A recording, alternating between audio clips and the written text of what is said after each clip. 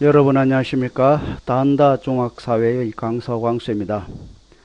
오늘은 구단은 정치생활과 민주주의의 두 번째 시간 민주정치의 발전에 대해서 학습해 보도록 하겠습니다. 이 단어는 민주정치의 발전 과정을 통해 민주주의 이념과 기본 원리를 여러분들이 설명할 수 있으면 되겠습니다. 그럼 학습을 시작하도록 하겠습니다. 먼저 민주정치의 발전 과정을 알아보도록 하겠습니다. 민주정치는 고대 아테네 민주정치에서부터 근대 민주정치, 현대 민주정치 이렇게 시대순으로 한번 정리해 보도록 하겠습니다. 민주정치는 이 고대 시대 아테네에서 이미 민주정치가 실시가 되었습니다. 아테네 민주정치는 아테네 시민들이 정책 결정을 직접 결정하였으므로 직접 민주정치 형태를 특징을 가지고 있고, 반면 근대 민주정치는 시민이 직접 정치를 하지 않고 대표자를 선출해서 대표자가 정치를 하면서 정책을 결정하는 이런 대표자에 의해서 이루어지는 간접민주정치 형태였습니다. 반면 현대 민주정치는 이 간접민주정치 제도를 원칙으로 하고 직접 민주정치 제도를 보완하는 이런 형태의 혼합 민주정치가 실시되고 있습니다. 다음은 고대 아테네 민주정치 시절에는 이 제한된 민주정치였습니다. 모든 시민이 정치에 참여한 것이 아니고 성인 남성만 정치에 참여하였으며 여성과 외국인, 노예는 정치에 참여하지 못했습니다. 그래서 제한된 민주정치 형태를 띠고 있었고, 근대에 들어서도 제한된 민주정치가 이루어졌습니다. 이 근대 민주정치는 도시의 상공 부유 시민층만 정치에 참여하였습니다. 또 여성이라든지 노동자라든지 농민은 여전히 정치에 참여하지 못했습니다. 그래서 근대 민주정치도 제한된 민주정치의 특징을 나타내고 있었고, 현대에 들어와서 일정한 연령 이상 모든 사람이 이제 정치에 참여가 가능해졌어요.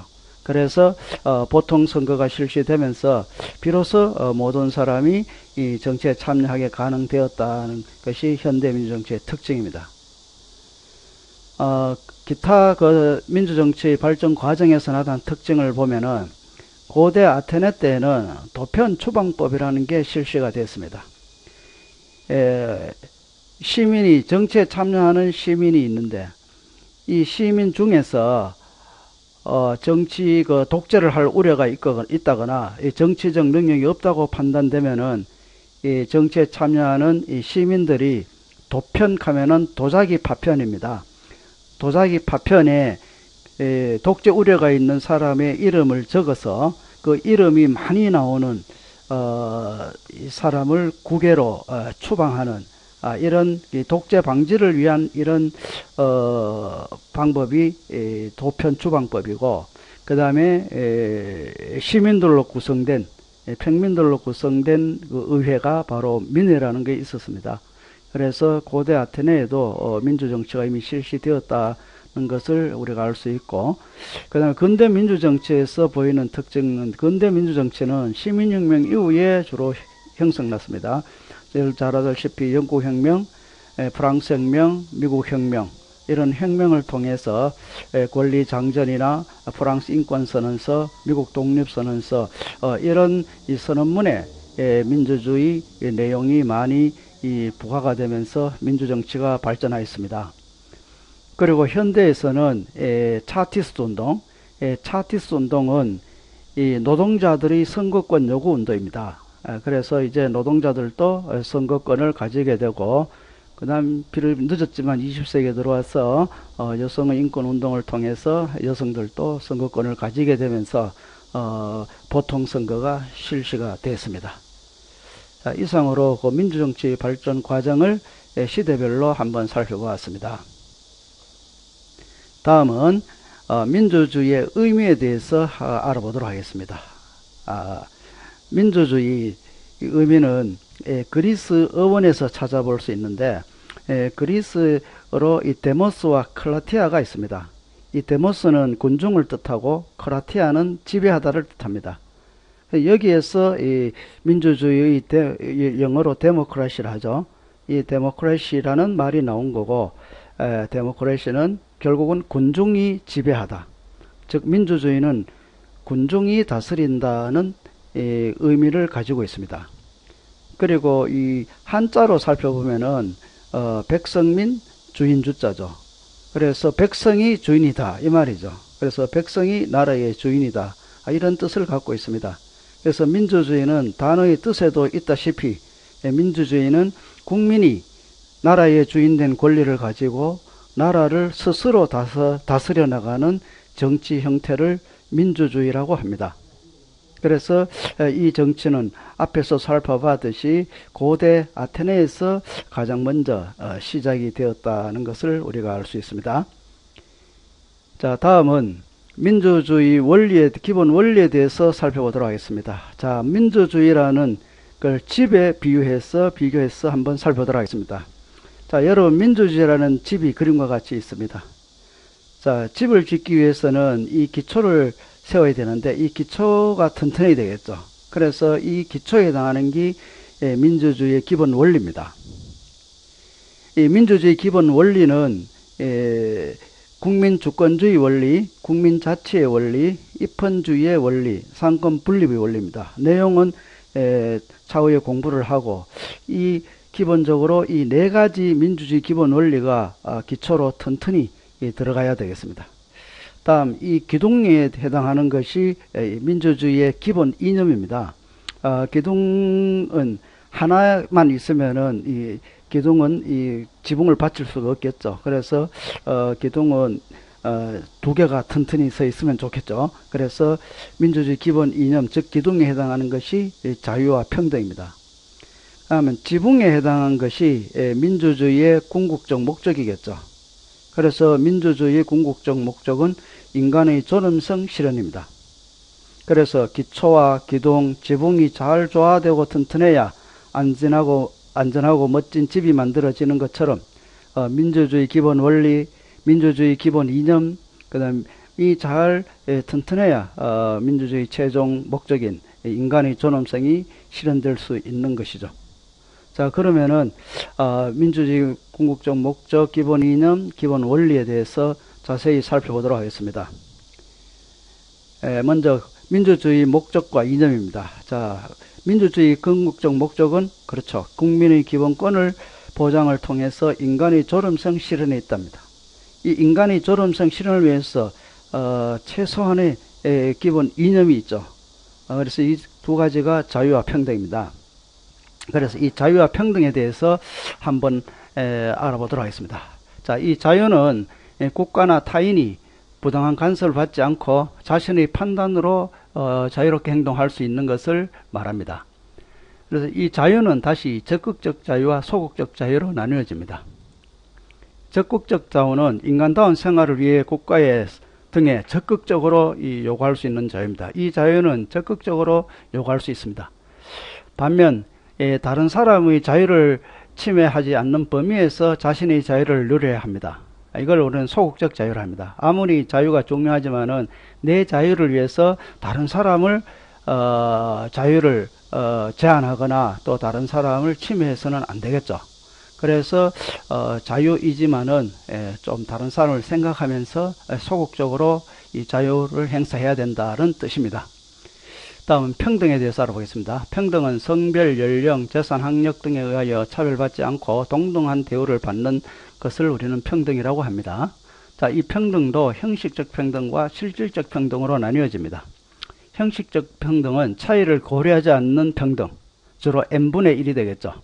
예를 들어서 교통범칙금, 이런 것들은 누구나 똑같은 이 금액이 범칙금으로 부과됩니다. 반면 실질적 평등은 선천적, 후천적 차이를 고려한 평등입니다. 예를 들면 소득세 같은 겁니다. 소득세는 부유한 사람들에게는 세금을 조금 더 많이 거두고 또 이 저소득자에게는 세금을 좀 줄여주는 이런 평입니다. 이거는 형식적으로 봤을 때는 불평등이지만은, 그러나 실질적으로 봤을 때는 이거는 평등입니다. 그래서 소득세, 이런 것들은 이런 것들을 실질적 평등이라 합니다. 자, 자유를 강조하면 평등을 강조하면 자유가 침해될 수 있습니다. 그래서 이 두 가지를 잘 조화되어야 합니다.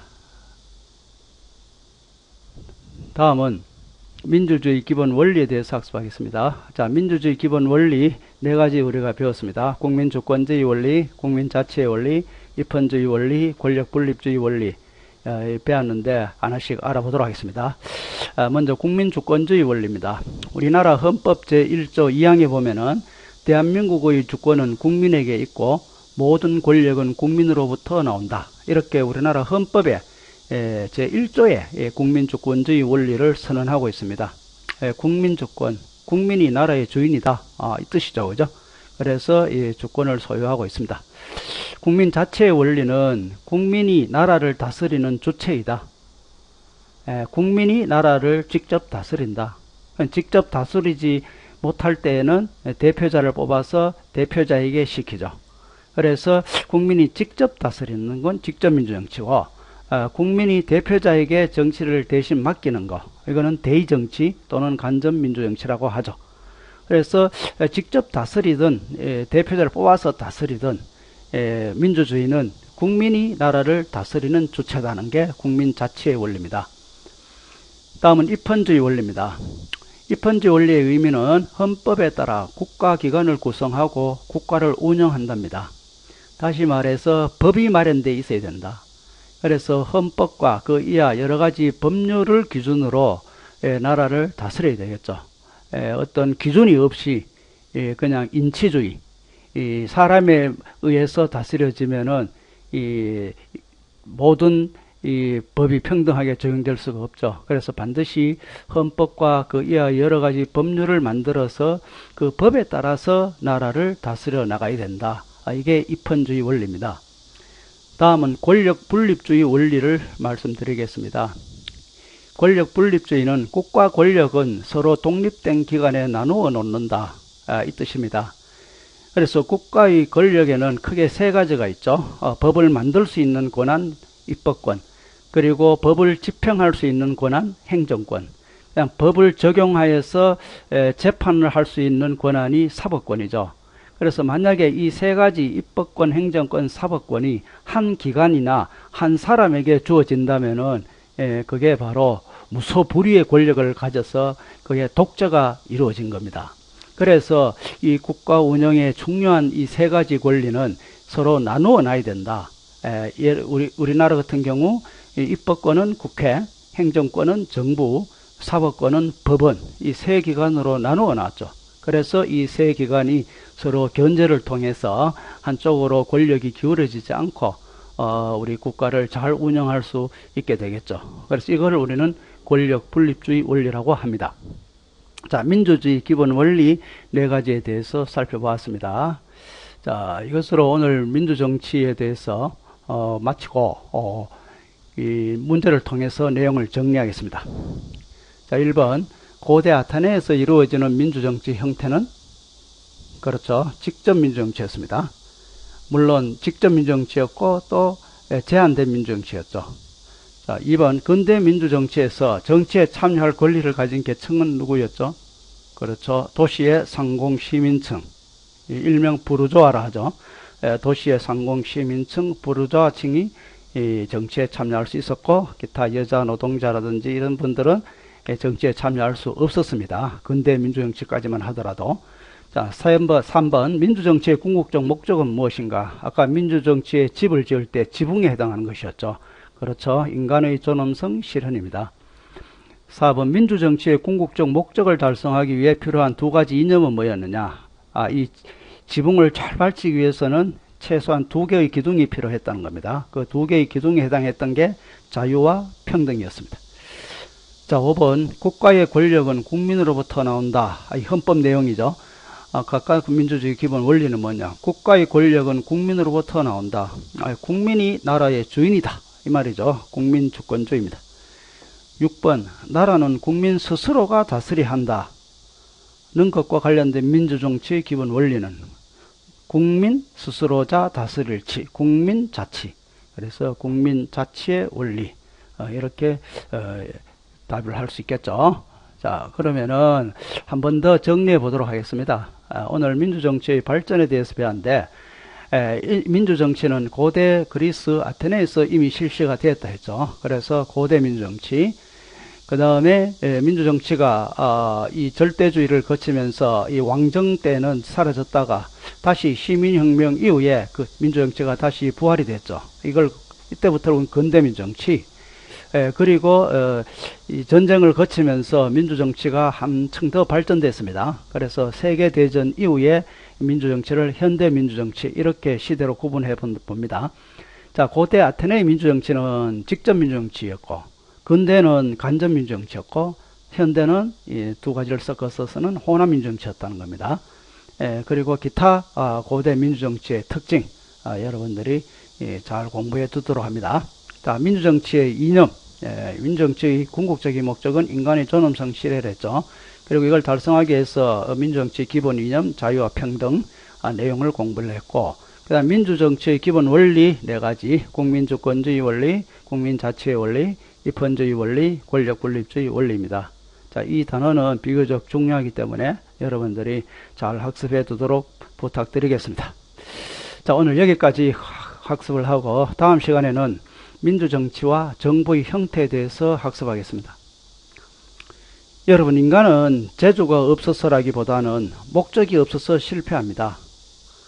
그래서 자기 자신의 어떤 뚜렷한 목적이 있다면은 여러분들은 이 재주가 스스로 또 생겨나고, 없으면은 목적을 달성하기 위해서, 재주를 익히기 위해서 여러분 노력하게 됩니다. 그래서 인간이 꼭 재주가 없어가 능력이 없다기보다는 뚜렷한 목적이 없어서 노력을 하지 못하는 것이죠. 그래서 여러분들도 자신의 미래를 잘 생각해서 속에 목적을 세워서 생활하면은 생활이 좀 더 활기차고 즐거워질 수 있을 것입니다. 여러분, 목적을 세우세요. 이상으로 수업을 마치겠습니다.